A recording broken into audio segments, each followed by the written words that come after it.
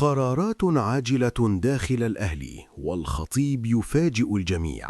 في خطوة مفاجئة بعد الأحداث الأخيرة داخل النادي الأهلي، مجلس الإدارة برئاسة محمود الخطيب عقد اجتماعاً مهماً لحسم ملفات الكرة.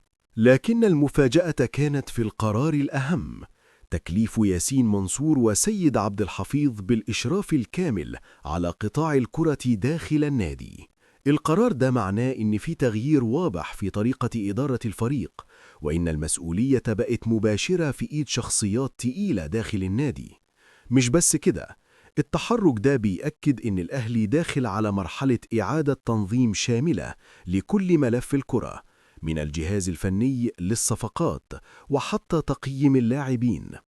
وفي الكواليس في كلام عن تغييرات قوية ممكن تحصل خلال الفترة الجاية، وإمكانية وجود إقالات أو إعادة توزيع أدوار داخل النادي.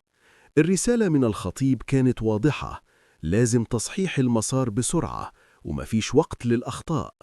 دلوقتي السؤال الكبير: هل القرارات دي هتكون بداية عودة الأهلي، ولا مجرد بداية لمرحلة تغييرات أكبر داخل القلعة الحمراء؟ اللي جاي في الأهلي مش هيكون عادي.